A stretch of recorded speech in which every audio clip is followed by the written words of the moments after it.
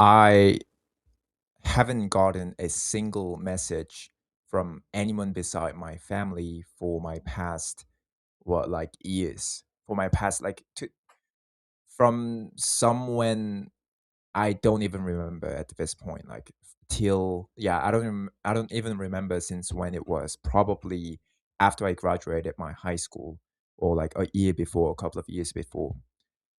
And I'm not trying to bring this up to the like to tell you guys like, oh, I've been this cool isolated dude who's been only working on himself like for this long period of time, or like pity me kind of thing.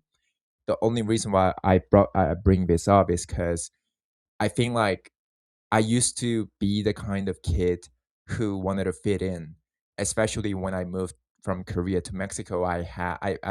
I was only what, like 10, 11, and I naturally just got in, fit into the group since I was the kind of kid was kind of popular, I would say, when I was in elementary school. I don't know if I don't even know if that's a brag. Like, yeah, elementary school, who cares, you know?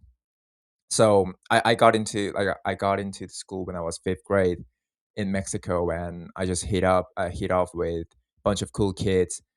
And what happened is like, not because language barrier, like I did understand Spanish, I just did not speak it as much as I did with English. Especially that's actually the one of the reasons. I mean, big reasons why I still don't speak Spanish as good as English. But the main point is I try to kind of like go to this thread beta, we call it, back in Mexico, parties, Halloween parties. I got invited in one in my freshman year in my high school. Seemed to be seemed to go really well, but like out of the sudden, you just feel it. I had countless moments in like among like friend groups. I felt out, like I feel like I'm being out. I'm feeling, how would I say, like being outside, zoned out, should we call it? Like no one really talks to me first, even if I don't talk to them first. Kind of feeling like you're just standing there.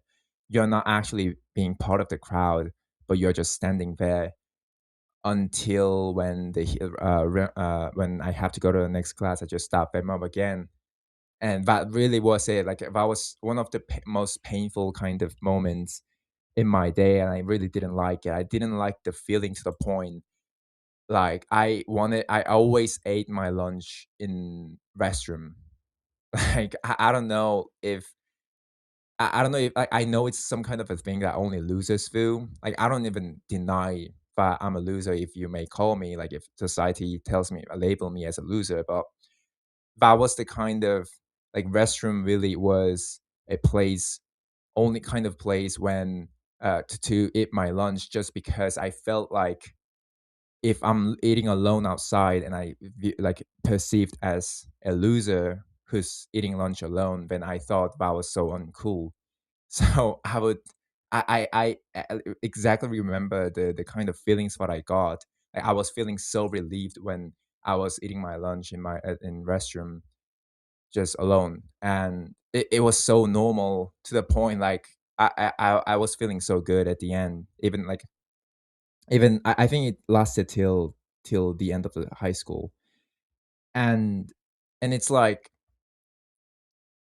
I felt I had this moment when I cried, in front of my family, in front of my dad and brother, because I thought that I was gonna miss out everything, like every good cool parties and kind of stuff. Like I want to fit in. That was when I was in junior high, and I turned into like slowly turned into this person that really like I now am much more grateful that I had fake friends. I realized that they were fake friends quite early. I noticed, and I kind of started just focusing on myself in pretty early age. So I'm good. Like now I'm all good. But like I kind of think this kind of things happen to lots of kids back in the back when I was in high school, and I mean, if you are Hmong, then I just want to tell you, like, being alone sucks sometimes, and like, obviously, I'm gonna say it. Like, being alone never isn't like it doesn't mean that it's gonna just solve your old problems. You gotta actually work on it.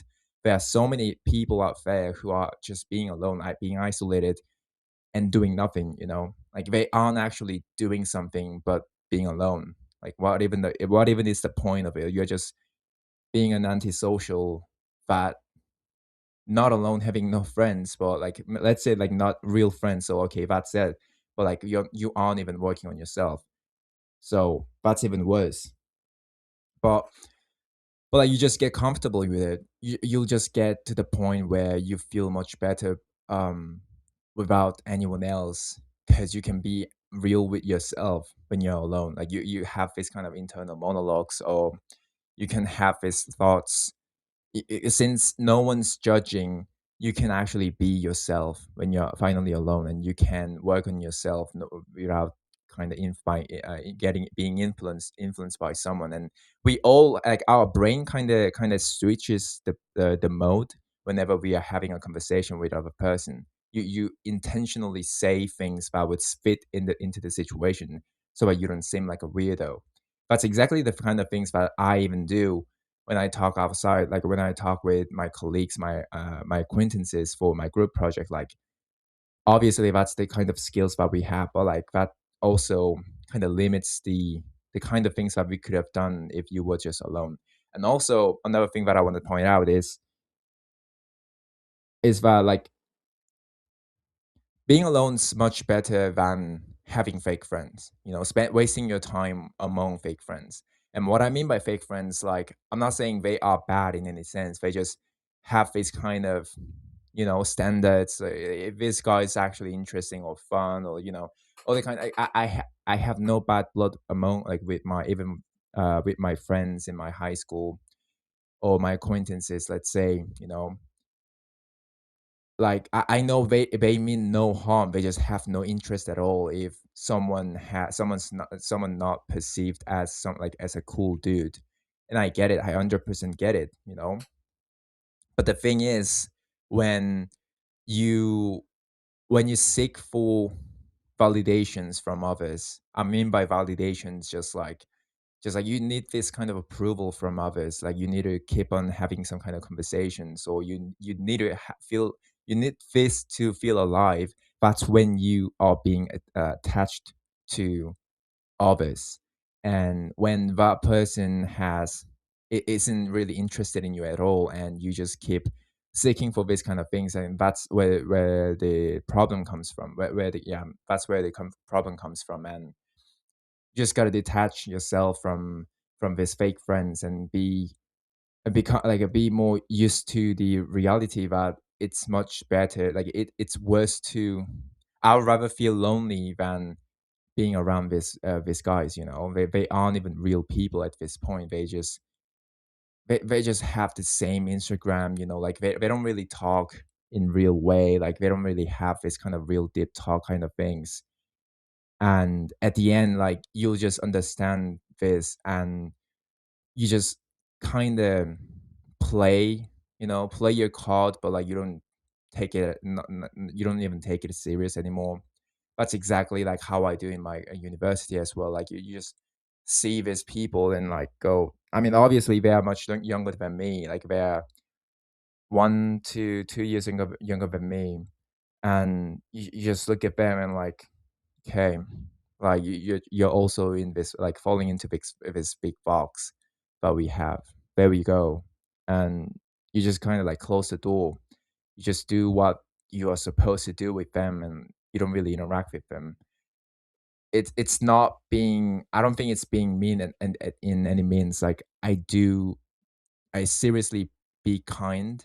I'm not trying to be a nice guy, but like kind person. Like, I would help if they have something going on. Like, even in my group project, I am always the one who's kind of leading. Like, even in the last presentation, like, I mean, even in the latest class, like, we had to do some kind of presentation, and my team didn't uh literally, they didn't prepare anything at all, so I had to do all their parts. But like, it's not like frustrating, but like, you kind of already can tell about like what their intention is. Like they just don't want to really get into this class or like anything. But I get it. Like I also used to be that kind of person back then when I was in junior high. So like it is what it is, I guess. But like I don't know about this kind of like friendships anymore. Like I really wish and I do hope that I have actual friendships in the future, like actual friends in the future. But sometimes it really feels like it's unlikely. And that's where I feel like this is the way because it's this is uncertain. You know, like all like one of the best way to tell if you are going in the right direction or not is the exact feeling that you get, like uncertainty. You know, you cannot be sure about it. You just got to keep on going to see the result and see like, okay, I got the result now. This kind of flawed. Maybe we could try that way. You know, that's exactly how you improve. You don't just think and ruminate and wait for the right moment, wait for the perfect moment to arrive. You send it. You ask for help if you don't, if you can't, or if you. I mean, by ask help, like actual help from other people, but like you can actually Google up anything nowadays. Like you literally have one of the best invention in the whole human history in your hand. You can use it anytime, 24/7, like as long as you want. So yeah, I mean that's I kind of digressed. I mean I kind of sidetracked there, but yeah, that's my point. I had this kind of life. I was always the outcasted one in Mexico, and then also now I'm in Korea. I'm like here as well, since here like in East Asian cultures, they the age is something really important here. Like they just ask name and age, you know, name and age and MBTI, the kind of personality test nowadays that I'm really not into. But yeah, um, I think that's a really good one. That like knowing whether you are going in the right direction or not is knowing like being aware that like seeing if you're being uncertain or not. If you're not being uncertain, that means you haven't asked enough of questions. Like you need to have whenever you have this like something going on in your life, like you're trying to be better at like better at the sport. You want to be more jacked, or you want to be have a better grade. You know, those people who are actually trying, I mean by trying like actually grinding and like trying, like you know, spending their time and doing the work. You know, you get what I mean. Like what I mean by actually trying, because not most of people aren't even trying and just trying to be consistent.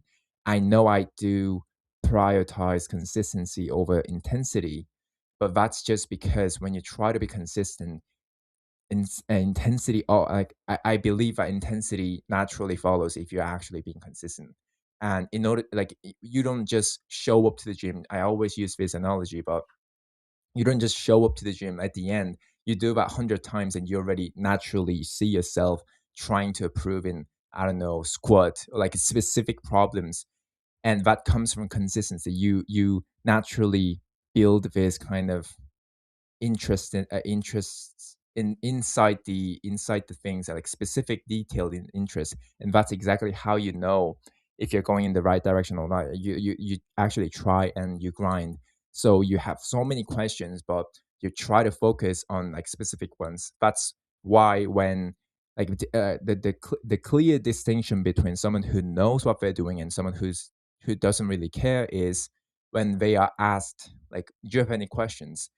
Those ones who are trying have so many questions. Like they have specific ones, like how do I better the form when I'm doing squat, let's say, or how do I do like how do I like like I don't want to be way too specific when it comes to math, but like how do I use this equation? But when like how do I apply to this? You know, like they have this specific questions because they had like they already googled up and like all the basics. They already finished all the done the all the basic stuffs in their head and also like in their own free time. So they have on questions and exactly know what they are missing.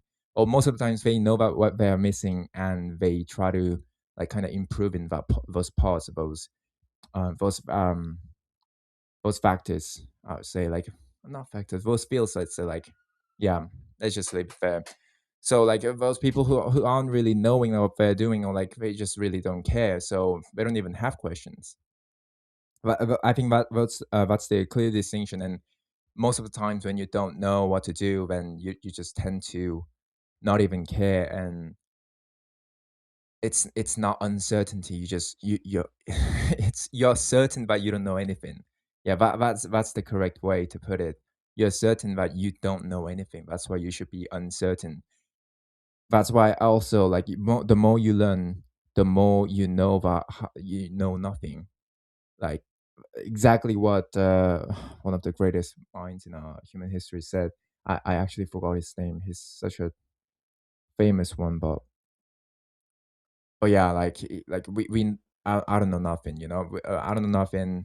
You don't know nothing. You don't know anything. Anyone, like, no one knows something. I sidetracked it again, but my point being, loneliness really has almost killed me, but also saved me.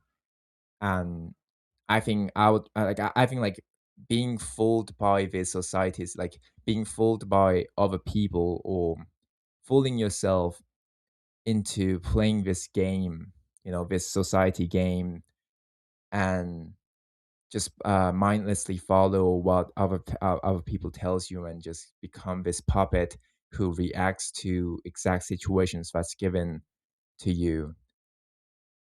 I think that's just way worse than just sitting with your loneliness. That's my thought about it. Thank you for watching.